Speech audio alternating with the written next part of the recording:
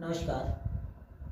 हम विश्व की जनजातियों का अध्ययन कर रहे थे, जिसमें हमने एस्किमो और बुशमैन जो दो महत्वपूर्ण जनजातियां हैं उनके बारे में पढ़ा। आज हम भारत की जनजातियों का अध्ययन करेंगे, जिसमें सर्वप्रथम हम पहली जनजाति जो कि संथाल है उसका अध्ययन करेंगे। लेकिन उससे पहले कुछ एक इम्पोर्टेंट क्वेश्चंस जो कॉम्पिटिटिव एग्जाम्स के अंदर पूछे जा सकते हैं। सबसे पहला जो क्वेश्चन बनता है वो ये है कि भारत के अंदर जो जनजातियां हैं वो सबसे ज़्यादा कहाँ पाई जाती है, कौन से राज्य के अंदर जनजातियां हैं उनकी आबादी या उनकी जनसंख्या सबसे ज़्यादा पाई जाती है। तो एमपी के अंदर या मध्य प्रदेश के अंदर अगर जनसंख्या के हिसाब से देखें तो सबसे बड़ा राज्य है जिसके अंदर जनजाति पाई जाती है, यानी सर्वाधिक जनजातियों वाला राज्य है वो आपका मध्य प्रदेश है। प्रतिशत के आधार पर हम देखें तो सर्वाधिक जो जनजाति है वो मिजोरम के अंदर पाई जाती है, और अगर शासित प्रदेश का हम जिक्र करें तो सर्वाधिक जनजाति लक्षद्वीप के अंदर पाई जाती है। हरियाणा जो हमारा राज्य है उस राज्य के अंदर कोई भी जनजाति है वो नहीं पाई जाती। तो ये तीन क्वेश्चन बड़े इंपॉर्टेंट है, जिसमें मैंने बताया कि सर्वाधिक जनसंख्या वाला राज्य जहाँ सर्वाधिक जनजातियां पाई जाती है वो राज्य है आपका मध्य प्रदेश। प्रतिशत के आधार पर हम देखें तो मिजोरम का पहला स्थान है। प्रतिशत के आधार पर सर्वाधिक प्रतिशत अगर हम देखें तो मिजोरम के अंदर सर्वाधिक प्रतिशत पाया जाता है जनजातियों का। और केंद्र शासित प्रदेश का हम जिक्र करें तो लक्षद्वीप के अंदर सर्वाधिक प्रतिशत पाया जाता है, ये सर्वाधिक जनजातियां पाई जाती है वो है लक्षद्वीप। हरियाणा हमारा जो राज्य है उसके अंदर कोई जनजाति नहीं मिलती। तो ये थे 3 या 4 महत्वपूर्ण क्वेश्चन जो किसी भी कॉम्पिटिटिव एग्जाम्स के अंदर पूछे जा सकते हैं। आज की हमारी जो जनजाति है वो है संथाल जनजाति। संथाल के बारे में हम पढ़ेंगे। तो सबसे पहले इसका परिचय, ये लोग कहाँ रहते हैं, कहाँ से आए थे, कहाँ के मूल निवासी। तो जो संथाल जनजाति है वो मध्य पूर्वी भारत के अंदर रहने वाली जनजाति है। जो मध्य पूर्वी क्षेत्र है उस क्षेत्र के अंदर ये निवास करने वाली जनजाति है। छोटा नागपुर का पठार, उसका नाम आपसे मैंने सुना होगा, उस क्षेत्र के अंदर निवास करने वाली ये जनजाति है। ये क्या है, भारत की सर्वाधिक गतिशील है, सर्वाधिक गतिशील, सर्वाधिक जागरूक और सर्वाधिक संवेदनशील जनजाति है। ये एक ऐसी जाति है, ऐसी जनजाति है सॉरी, जो अपने हकों के लिए हमेशा से लड़ती रही है। अगर अंग्रेजों के खिलाफ जो हमने 1857 की क्रांति पढ़ी थी कि भारतीय लोगों ने अंग्रेजों के खिलाफ एक विद्रोह किया था, तो उससे पहले 1855 के अंदर यही लोग थे जिन्होंने क्या किया था, अंग्रेजों के खिलाफ विद्रोह किया था। यानी ये एकमात्र ऐसी जनजाति रही है जो हमेशा से ही अपने अधिकारों के लिए लड़ती रही है, और अपने जो अधिकार हैं, अपने जो कर्तव्य हैं या अपने जो सामाजिक मुद्दे हैं उनके प्रति हमेशा से ये जनजाति संवेदनशील रही है। ये अगर जनसंख्या के हिसाब से देखें तो भारत की सबसे बड़ी जो जनजाति है, भारत की नहीं विश्व की सबसे बड़ी जो जनजाति है वो है गोंड जनजाति। गोंड के बाद नंबर आता है भील का, और भील के बाद संथाल, यानी ये भारत की तीसरे नंबर की सबसे बड़ी जनजाति है। इनके लिए जो पूरा विश्व है वो 2 भागों के अंदर बंटा हुआ है, यानी ये पूरे विश्व को 2 भागों के अंदर, 2 वर्गों के अंदर बांटते हैं, जिसमें एक भाग है आपका होर और दूसरा आपका डिकू। होर का मतलब होता है मानव से संबंधित, मानवीय, और डिकू का मतलब होता है गैर मानवीय, यानी जो मानव से संबंध न रखता हो। जो संथाल लोग हैं वो अपने आप को होर मानते हैं, यानी मानव से संबंधित मानते हैं। तो ये था इसका परिचय। अब उसके बाद इनका मूल स्थान कौन सा है, तो इनका जो मूल स्थान है वो है पश्चिम बंगाल का मिदनापुर जिला। मिदनापुर जिला है, इस मिदनापुर जिले के अंदर एक क्षेत्र पड़ता है साउथ क्षेत्र। साउथ क्षेत्र पश्चिम बंगाल के अंदर पड़ता है। इनको क्या माना जाता है, इस क्षेत्र को इनका मूल स्थान माना जाता है। जब ये उस स्थान के ऊपर निवास करते थे तो इनको एक नाम दिया गया था साउतर। साउतर इनका पुराना नाम है। जब ये पश्चिम बंगाल के अंदर निवास करते थे मूल नाम इनका साउतर था, लेकिन बाद में धीरे धीरे इस साउतर नाम से ये क्या कहलाने लगे, संथाल कहलाने लगे। तो ये था इनका परिचय। अब इनका निवास क्षेत्र, ये लोग रहते कहाँ निवास करते हैं, ये जो लोग हैं ये छोटा नागपुर का जो पठार है उस क्षेत्र के अंदर निवास करते हैं। छोटा नागपुर का पठार जो आपका झारखंड का एरिया है, छत्तीसगढ़ का एरिया है, इस क्षेत्र के अंदर ये लोग निवास करते हैं। और अगर मुख्यतः हम देखें तो छोटा नागपुर का जो पठार है उसके अंदर राजमहल की पहाड़ियों, ये राजमहल की पहाड़ियों का जो क्षेत्र है झारखंड के अंदर, इस क्षेत्र के अंदर ये लोग, इनका सांद्रण, इनकी जनसंख्या सर्वाधिक पाई जाती है। तो ये निवास करते हैं छोटा नागपुर का पठार, लेकिन सर्वाधिक सांद्रण इनका मिलता है वो है राजमहल की पहाड़ियों के अंदर। ये इनके अलावा अगर हम देखें झारखंड के अलावा पश्चिम बंगाल, त्रिपुरा, ओडिशा और असम, इन राज्यों के अंदर भी ये लोग मिलते हैं।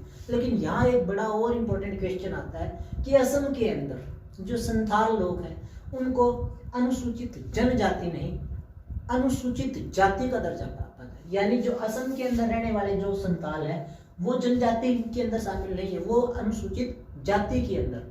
आपने पढ़ा होगा अनुसूचित जाति और जनजाति, जनजाति जो जंगलों के अंदर निवास करती है। तो असम के अंदर जो रहने वाले जो संथाल लोग हैं वो अनुसूचित जाति के अंदर शामिल है, अनुसूचित जनजाति के अंदर शामिल नहीं। ये था इनका निवास क्षेत्र। अब है भौगोलिक दशाएं किस प्रकार की है। तो छोटा नागपुर के पठार के बारे में आपने बड़े विस्तार से पढ़ा होगा। छोटा नागपुर का जो पठार है, छोटा नागपुर का जो क्षेत्र है, उसको भारत का खनिज हृदय कहा जाता है। बहुत ज्यादा मात्रा में यहाँ खनिज मिलते हैं। इसके अतिरिक्त इस क्षेत्र से अनेक नदियां निकलती है।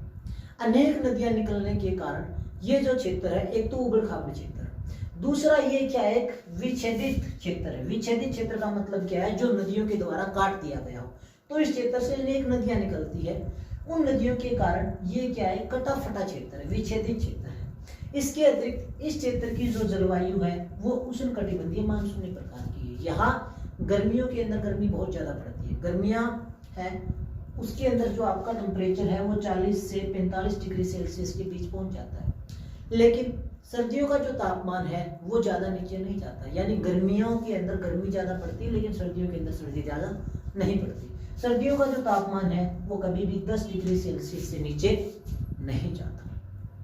इस क्षेत्र के अंदर जो वर्षा है वो बहुत ज्यादा होती है। वर्षा है वो 170 से लेकर 180 सेंटीमीटर तक औसत वार्षिक वर्षा यहाँ होती है। इसके अतिरिक्त इस क्षेत्र के अंदर मानसूनी वन भी पाए जाते हैं। मानसूनी वनों का अगर हम जिक्र करें तो साल, सागवान, प्लास, महुआ, ये वृक्ष इस क्षेत्र के अंदर पाए जाते हैं। तो ये थी भौगोलिक दशाएं। तो यहाँ की जो जलवायु है वो किस प्रकार की, उष्णकटिबंधीय मानसून प्रकार की। गर्मियों में गर्मी ज्यादा पड़ती है लेकिन सर्दियों का जो टाइम है उस टाइम में सर्दी ज्यादा नहीं पड़ती। सर्दियों के अंदर जो तापमान है वो ज्यादा नीचे नहीं जाता है। उसके बाद अगर हम देखें तो शारीरिक लक्षण इनकी किस प्रकार, तो जो इनकी शारीरिक लक्षण है वो अनेक जनजातियों से मेल खाते हैं। भारत सरकार के हिसाब से भारत सरकार इनको वेदा प्रजाति से संबंधित मानती है। जबकि जो गुआ है, बीएस गुहा का नाम आपने सुना होगा, जिसने भारतीय प्रजातियों का, भारतीय जनजातियों का वर्गीकरण किया, तो वो इनको क्या मानते हैं, जो बीएस गुहा है वो प्रोटो ऑस्ट्रेलॉइड इनको मानते हैं। जबकि जो आपके हेडन है वो इनको प्री द्राविडियन मानते हैं। भारत सरकार वेदा प्रजाति से संबंधित मानती है। उसके बाद गुहा के अनुसार ये प्रोटो ऑस्ट्रेलॉइड इनको मानते हैं, और जो आपके हेडन है वो इनको प्री द्राविडियन मानते हैं। तो इनके जो लक्षण है, जैसे मैंने बताया कि अलग अलग प्रजातियों का ये मिश्रण है, इनके जो शारीरिक लक्षण है वो अलग अलग प्रजातियों से मेल खाते हैं। तो इनकी चमड़ी का जो रंग है वो काला या भूरा होता है। इनके बाल घने होते हैं और सिर इनका क्या होता है, लंबा होता है। इनके चेहरे का आकार भी बड़ा होता है। इनकी नाक बैठी हुई होती है और इनके होंठ क्या होते हैं, मोटे होते हैं।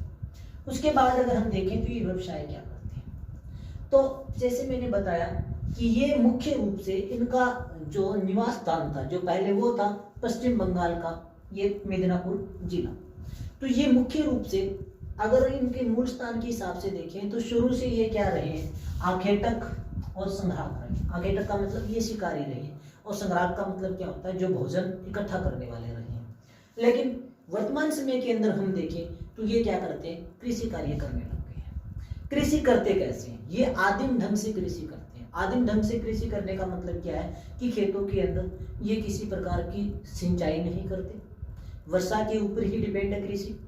इसके अतिरिक्त ये शस्यावर्तन, फसलों को बार बार, फसल चक्कर आपने सुना होगा, शस्यावर्तन का मतलब है फसलों को हेर फेर करके बोना, ये फसलों का हेर फेर नहीं करते। इसके अतिरिक्त किसी भी प्रकार के पेस्टिसाइड्स वगैरह का ये यूज नहीं करते। तो इनका जो खेती करने का ढंग है वो आदिम प्रकार का है, इसलिए कृषि के अंदर इनका उत्पादन है वो ज़्यादा नहीं होता, थोड़ा उत्पादन होता है, इसलिए इनके साल भर का गुजारा नहीं हो पाता।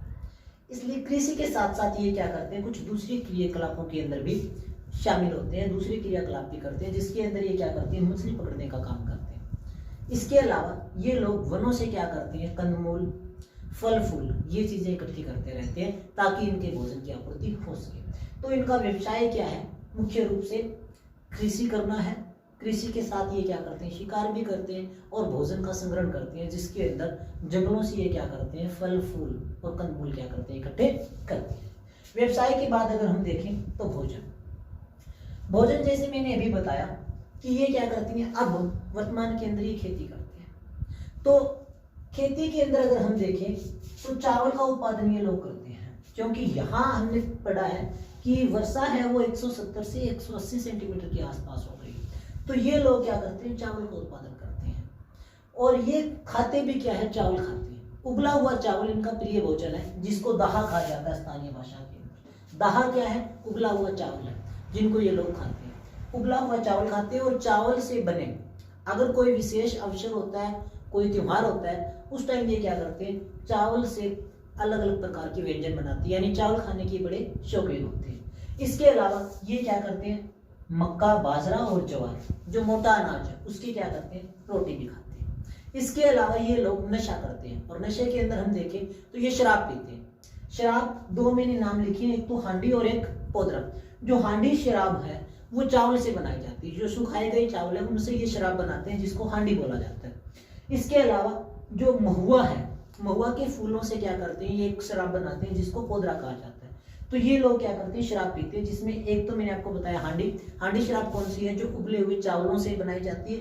इसके अलावा जो महुआ है उसके फूलों से एक शराब बनाई जाती है जिसका नाम है पोदरा। तो ये लोग क्या करते हैं, शराब पीते हैं। इसके अलावा ये लोग धूम्रपान भी करते हैं, तंबाकू भी ये लोग खाते हैं। ये था इनका भोजन। अब है कि इनके वस्त्र और आभूषण किस प्रकार के, कपड़े किस प्रकार के ये लोग पहनते हैं। जो पुरुष लोग हैं वो ज्यादा वस्त्र धारण नहीं करते, वो अपने शरीर के ऊपर एक लंगोट धारण करते हैं, एक धोती पहनते हैं। उस धोती को कोपनी कहा जाता है। यानी कोपनी क्या है, एक प्रकार की धोती है जो संथाल लोग पहनते हैं। स्त्रियां क्या करती है, साड़ी पहनती है। पुरुष कोपनी या धोती पहनते हैं और स्त्रियां क्या करती है, साड़ी पहनती है। लेकिन अगर वर्तमान समय के अंदर हम देखें तो ये जो लोग, क्योंकि मैंने शुरू के अंदर ही बताया था कि ये क्या है, भारत की सर्वाधिक गतिशील और सर्वाधिक जागरूक जनजाति है। तो ये लोग क्या कर रहे हैं, जो दूसरे लोग हैं उनके संपर्क में आ रहे हैं। दूसरे लोगों के संपर्क में आने के कारण ये लोग धोती को छोड़कर पैंट शर्ट और स्त्रियां क्या ब्लाउज वगैरह का इस्तेमाल करना उन्होंने शुरू कर दिया है। अब है इनके वस्त्र के बाद इनके आभूषण। आभूषण कौन से, ये लोग क्या करते हैं, चांदी और पीतल से बने आभूषण धारण करते हैं। चांदी और पीतल से बने आभूषण ये पहनते हैं। इसके अतिरिक्त ये लोग वनों से मिलने वाली जो सामग्री है, जैसे फूल हैं, उनसे भी क्या करते हैं, अपने शरीर की सजावट करते हैं। इनकी स्त्रियों के अंदर एक बहुत बड़ा रिवाज है, वो है टैटू बनवाने का। इनकी स्त्रियां हैं वो क्या करती है, अपने शरीर के ऊपर टैटू बनवाती है। तो टैटू बनवाने का रिवाज भी इनके परिवार में, इस जनजाति के अंदर होता है। उसके बाद आवास, इनके घर किस प्रकार के होते हैं। तो अगर हम देखें तो जो संथाल जनजाति है वो गांव के अंदर निवास करती है और ये जो संथाल है वो लगभग 12 गोत्रों के अंदर बंटे हुए हैं। तो ये जो लोग हैं संथाल, ये गांव के अंदर रहते हैं और गांव के अंदर कई गोत्रों के लोग निवास करते हैं। अलग अलग गोत्रों के लोग यहाँ निवास करते हैं और जो गांव है उनके अंदर जो घर है वो एक सीधी रेखा के अंदर बने होते हैं। और घरों की एक अलग विशेषता है, वो ये है कि जो भी मकान बनाया जाता है उस मकान के चारों ओर चबूतरा बनाया जाता है, मकान के चारों ओर, और उस मकान के अंदर सिर्फ एक ही दरवाजा होता है और यहाँ खिड़कियां नहीं होती मकान के अंदर। यानी जब भी ये मकान बनाते हैं तो मकान के चारों ओर एक तो चबूतरा बनाया जाएगा, उसके अंदर सिर्फ एक ही दरवाजा होगा और मकान के अंदर खिड़कियां नहीं होगी। अब इनके घर हैं वो दो प्रकार के हो सकते हैं। दो प्रकार के कौन कौन से हो सकते हैं, ये या तो आयताकार घर बनाते हैं या गोलाकार छत वाले घर बनाते हैं। और जो घर है वो मिट्टी, लकड़ी, बांस या घास फूस से बने होते हैं। तो जो आयताकार ये घर बनाते हैं उसको स्थानीय भाषा के अंदर बंगाल आरोप कहा जाता है। यानी बंगाल आरोप क्या है, जो आयताकार घर ये बनाते हैं उसको बंगाल आरोप कहा जाता है। जबकि गोलाकार छत वाले जो घर ये बनाते हैं उसको कातोम आरोप कहा जाता है। तो इनके घर दो प्रकार के होते हैं, जो आयताकार घर होते हैं उनको बंगाल आरोप बोला जाता है, जबकि जो गोलाकार छत वाले घर होते हैं उनको कातोम आरोप बोला जाता है। इसके अतिरिक्त प्रत्येक जो घर होता है उसके अंदर एक पूजा घर होता है, पूजा का स्थान होता है घर के अंदर। उस स्थान को नाम दिया जाता है भीतर। यानी भीतर क्या होता है, इनके घर के अंदर ही एक क्या होता है, पूजा का स्थान होता है, उसको नाम दिया जाता है भीतर। लेकिन इस भीतर जो ये स्थान है, पूजा जो स्थल है, इस स्थान के ऊपर सिर्फ पुरुष ही जा सकते हैं, महिलाओं का प्रवेश है स्थान के ऊपर वर्जित होता है। यानी भीतर क्या होता है, इनका एक पूजा स्थल होता है। इसके अलावा पूजा का एक दूसरा स्थान होता है जहरे थान।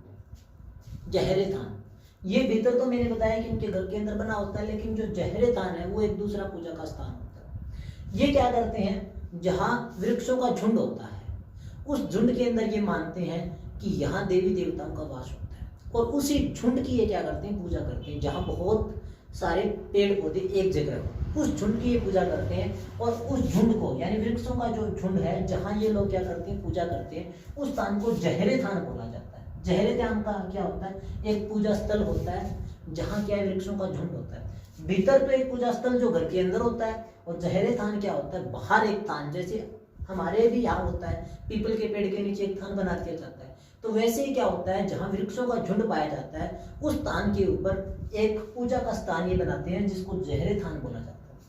इसके अलावा एक दूसरा स्थान है मांझी थान। मांझी थान क्या होता है, जैसे कि हमारे गांव है वैसे ही इनके गांव होते हैं, और प्रत्येक गांव का एक संस्थापक होता है और प्रत्येक गांव का एक मुखिया होता है। तो जो संथाल लोग हैं, संथाल लोगों का जो मुखिया होता है उसके घर के सामने, यानी गांव का जो मुखिया है उसके घर के सामने जो गांव का संस्थापक होता है उसका एक मंदिर, उसका एक चबूतरा बनाया जाता है जिसको क्या बोला जाता है, मांझी थान। यानी जो गांव का संस्थापक है उसका स्थान, जो गांव का जो मुखिया है उसके घर के सामने होता है, उसको क्या बोला जाता है, मांझी थान बोला जाता है। तो यहाँ मैंने ये जो इनका घर है वहाँ तीन चीजें मैंने बताई है। एक तो पूजा स्थल बना होता है जिसको भीतर कहा जाता है, एक गांव से बाहर अगर हम देखें जहाँ वृक्षों का झुरमुट पाया जाता है, जहाँ बहुत मात्रा में वृक्ष पाए जाते हैं, उस स्थान को जहरे थान बोला जाता है। और एक होता है मांझी थान, जो गांव का संस्थापक है उसका स्थान, वो होता है गांव के मुखिया के घर के सामने मांझी स्थान। अब है इनका सामाजिक संगठन। इनका सामाजिक संगठन किस प्रकार का, सामाजिक संगठन के अंदर हम पढ़ेंगे कि गोत्र इनके कौन कौन से हैं, और समुदाय इनका किस प्रकार का है, और विवाह पद्धति इनकी किस प्रकार की है। तो सामाजिक संगठन के अंदर सर्वप्रथम हम पढ़ेंगे गोत्र।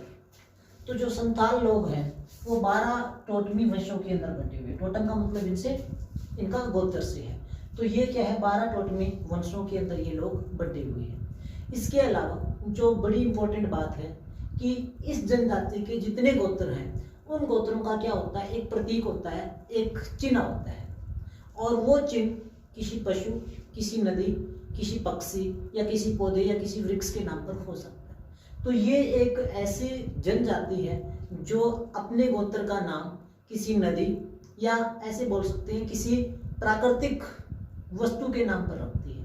तो इनके गोत्र का नाम किसी नदी, किसी वृक्ष या किसी पक्षी के नाम पर रखा जाता है, और प्रत्येक गोत्र का क्या होता है, एक चिन्ह होता है। इसके बाद है इनका समुदाय। इनका समुदाय किस प्रकार का होगा, तो इनका जो समुदाय है उसके अंदर 3 स्तरीय सभा होती है। 3 स्तरीय सभा के अंदर जो सबसे निचले स्तर की सभा होती है उसको ग्राम परिषद बोला जाता है। जैसे गांव के अंदर ग्राम पंचायत होती है, उसी तरीके से जो सबसे निचले स्तर की जो सभा है उसको ग्राम परिषद बोला जाता है। तो ये क्या होती है, बड़े गांव की पंचायत होती है, और उसका मुखिया यानी बड़े गांव की पंचायत होती है। जैसे अपने गांव की पंचायत का मुखिया सरपंच कहलाता है, वैसे ही इनके गांव की पंचायत का मुखिया मांझी कहलाता है। यानी बड़े गांव की पंचायत उसको ग्राम परिषद बोला जाता है, यानी ग्राम पंचायत एक तरह से। उसके बाद है परगना, जो दूसरे स्तर की पंचायत है एक तरीके से। तो परगना क्या है, 10 या 15 गांव का समूह होता है। 10 या 15 गांव के ऊपर एक पंचायत होती है, उसका नाम है परगना। और इस परगने का जो मालिक है, परगने का जो मुखिया है, उसको परगनेत बोला जाता है। तो ग्राम पंचायत का मुखिया क्या कहलाएगा? मांझी कहलाएगा। और 15-10 गांवों की पंचायत मिलकर क्या बनाती है? परगना बनाती है। उनका मुखिया क्या कहलाएगा? परगनेत कहलाएगा। सबसे ऊपरी लेवल पर हम देखें तो लोबिर, ये क्या है? तीसरा स्तर है, वो है लोबिर। इसको क्या बोला जाता है? उच्च न्यायालय बोला जाता है। यानी जो संथाल लोग हैं उनके अंदर सबसे बड़ी राजनीतिक जो इकाई है वो क्या है? लोबिर है। सबसे छोटी है ग्राम परिषद और सबसे बड़ी जो राजनीतिक सत्ता है वो है लोबिर, जिसको क्या बोला जाता है? उच्च न्यायालय बोला जाता है। और इस लोबिर का जो मुखिया है वो देहरी कहलाता है। संथालों के अंदर जो उच्चतम राजनीतिक जो इकाई होती है, उच्चतम राजनीतिक जो सत्ता होती है वो देहरी के पास होती है। यानी देहरी को एक प्रकार से उच्च न्यायालय माना जाता है।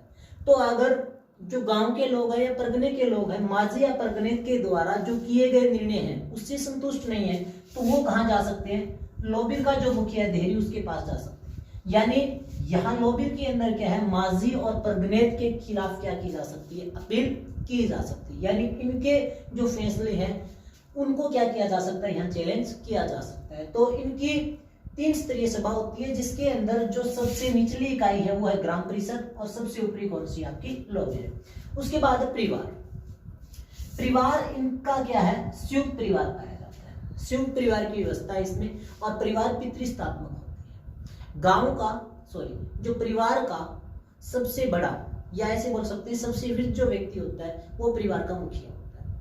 इसके बाद पितृस्थात्मक परिवार है, तो पिता के बाद संपत्ति का उत्तराधिकारी पुत्रों को माना जाता है। पुत्रों के बाद जो अविवाहित जो लड़की होती है उसका हक उसको संपत्ति दी जाती है। यानी यहाँ पुत्र और पुत्री, यानी सबसे पहला जो उत्तराधिकारी वो है पुत्र, और पुत्र के बाद जो अविवाहित लड़की है वो क्या है? पिता की संपत्ति की उत्तराधिकारी होती है पुत्रों के बाद।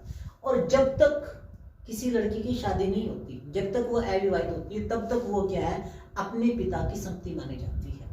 और जब उसका विवाह होता है, अगला हम पढ़ेंगे विवाह, जैसे विवाह होता है तो पिता क्या करता है? उस लड़की के बदले में लड़कों वाले से क्या करता है? दहेज लेता है। यानी जब तक अविवाहित होती है कन्या तब तक वो क्या है? अपने पिता की संपत्ति है, और उसका पिता क्या करता है? दहेज के बदले उसको, उसकी शादी है वो किसी दूसरे घर में कर देता है। उसके बाद पिता की संपत्ति के अंदर उसका कोई अधिकार नहीं होता। तो अब है विवाह। तो विवाह को क्या कहा जाता है? बबला कहा जाता है। संथाली जो लोग हैं वो विवाह को क्या करते हैं? बबला करते हैं। विवाह है वो अपने गोत्र के अंदर नहीं हो सकता, यानी इनका जब जो विवाह है वो अपने गोत्र में नहीं होता, लेकिन ये क्या कर सकते हैं? अपनी माँ के गोत्र के अंदर विवाह कर सकते हैं। खुद के गोत्र को छोड़कर ये किसी अन्य गोत्र के अंदर विवाह कर सकते हैं। और विवाह को क्या नाम बोला जाता है? बबला। मुख्य रूप से 7 प्रकार के विवाह के प्रकार हैं जो बड़े इंपॉर्टेंट है, जो हम यहाँ डिस्कस करेंगे। जिसके अंदर पहला जो विवाह का प्रकार है वो है किरिन बेहू बबला। किरिन बेहू बबला। अब इसमें क्या होता है? किरिन बेहू बबला, इसमें क्या होता है कि जो लड़के का पिता है वो क्या करता है? किसी बिचौले की सहायता से लड़की के पिता के पास आता है, और वो क्या करता है? जो लड़की का पिता होता है वो धन देता है किसको? लड़की के पिता को, और उसके बदले में लड़की का पिता क्या है? अपनी लड़की की शादी उसके लड़के के साथ कर देता है। तो ये है किरिन बेहू बबला, जिसके अंदर क्या है? जो लड़के का पिता है वो लड़की के बदले लड़की के पिता को क्या करता है? कुछ धन या ऐसे बोल सकते हैं दहेज देता है, उसके बदले में लड़की का पिता क्या करता है? उसकी शादी कर देता है। तो ये था पहला प्रकार। दूसरा जो प्रकार है वो है गर्दी जमाऊ बबला। गर्दी जमाई बबला, या ऐसे बोल सकते हैं घर जमाई बबला। जब किसी लड़की के भाई नहीं होता तब क्या होता है? जो लड़का है वो लड़की के घर में ही आकर रहता है, जिसको घर जमाई बबला बोला जाता है। जैसे अपने भी होता है ये तो, कि जब किसी लड़की के भाई नहीं होता तो जो लड़का है वो क्या है? लड़की के घर आकर रहना शुरू कर देता है, जिसको घर जमाई हम बोलते हैं। तीसरा जो प्रकार है वो है तुंकी दीपिल बबला। तुंकी दीपिल बबला, ये तीसरा प्रकार है, तुंकी दीपिल बबला। इसके अंदर क्या होता है कि अगर कोई गरीब लड़का है, जैसे कि हमने यहाँ बताया कि धन के बदले लड़की की शादी क्या होती है, लेकिन अगर किसी लड़के के पास धन नहीं होता, कोई गरीब लड़का होता है, तो उसके जो दोस्त होते हैं वो लड़के की शादी का बंदोबस्त करते हैं, यानी वो अपनी ओर से क्या करते हैं, दहेज देते हैं, अपनी ओर से उपहार देते हैं लड़की के पिता को। तो उसको बोला जाता है तुंकी दिपिल बकला, जिसके अंदर किसी गरीब लड़की की शादी उसके दोस्तों के द्वारा की जाती है। उसके बाद चौथा जो प्रकार है वो है इतुत बकला। इतुत बकला जैसे कि मैंने लिखा है जबरदस्ती विवाह। जब किसी लड़के को कोई लड़की पसंद आ जाए और उसको ये लगे कि इसका जो पिता है वो इस लड़की की मेरे साथ शादी नहीं करेगा, तो वो क्या करता है, किसी सार्वजनिक स्थान के ऊपर जैसे कोई मेला या कोई उत्सव जहां हो रहा है वहां जबरदस्ती क्या कर देता है, उस लड़की की मांग के अंदर सिंदूर डाल देता है। जैसे ही सिंदूर डाल देता है उसको बाद में उस लड़की को और उस लड़के को पति पत्नी मान लिया जाता है। लेकिन यहाँ जो इम्पोर्टेंट चीज है, यहाँ हमने देखा था कि दहेज देना पड़ता है लड़की की बदले, यहाँ जो दहेज की कीमत है वो डबल हो जाती है। यानी जब लड़का क्या करता है, किसी सार्वजनिक स्थान के ऊपर उस लड़की के माथे में सिंदूर डाल देता है, जबरदस्ती सिंदूर डाल देता है, उसके बाद उनको क्या कर दिया जाता है, पति पत्नी मान लिया जाता है। लेकिन बाद में जो लड़के का पिता है वो क्या करता है, दुगना मूल्य चुकाता है, किसका, लड़की का। ये था इतुत बकला, जिसमें जबरदस्ती विवाह करता है।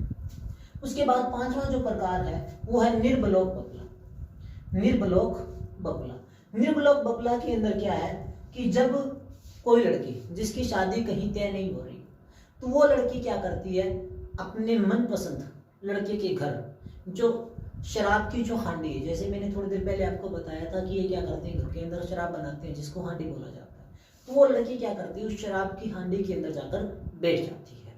अब घर वाले क्या करते हैं, उस लड़की के ऊपर अनेक प्रकार के जुल्म करते हैं, अनेक प्रकार के जुल्म करेंगे ताकि वो लड़की चली जाए।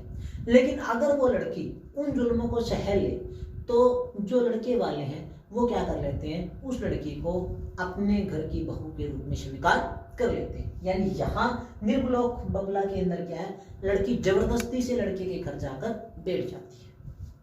उसके बाद अगला जो प्रकार है वो है संगला बकला।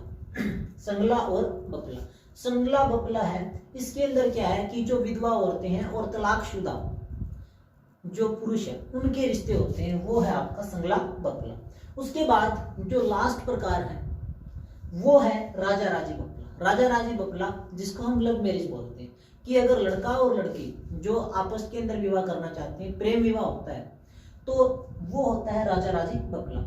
लेकिन यहाँ भी एक बड़ी समस्या आती है कि यहाँ ये जो लोग हैं, संथाल जो लोग हैं, वो माता पिता लव मैरिज को पसंद नहीं करते। इसलिए अगर कोई लड़का और लड़की लव मैरिज करना चाहते हैं तो वो गांव के मुखिया, जैसे कि हमने यहाँ पढ़ा था माजी, उसके पास चले जाएंगे। वो क्या करता है, उस लड़के और उस लड़की को जो गांव के वृद्ध व्यक्ति होते हैं उनके सामने लेकर जाता है।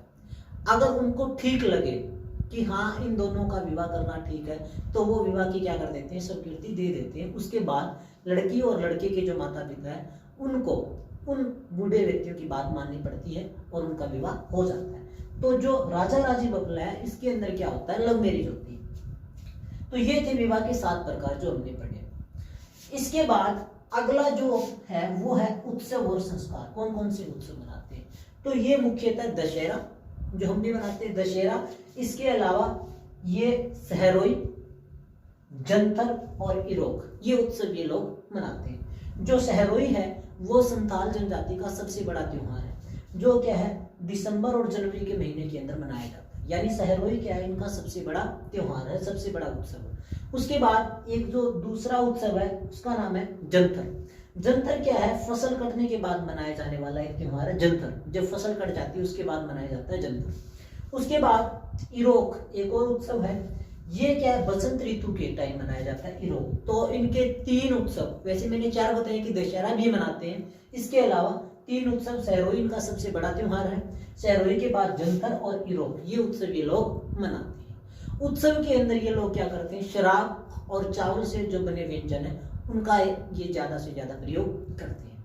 इसके अतिरिक्त जब किसी व्यक्ति की मृत्यु हो जाती है तो ये क्या करते हैं, जैसे हमारी हिंदू जो परंपराएं हैं, हम क्या करते हैं, जो मृत व्यक्ति है उसका अंतिम संस्कार करते हैं और उसके शव को हम जलाते हैं। वैसे ही संथाली जो लोग, संथाल लोग हैं, वो भी क्या करते हैं, जब व्यक्ति मर जाता है उसके बाद उसका क्या करते हैं, शव दाह करते हैं, यानी उसके शव को क्या करते हैं, जलाते हैं। तो ये आज का टॉपिक था जिसके अंदर हमने पढ़ा संथाल जनजाति के बारे में। धन्यवाद।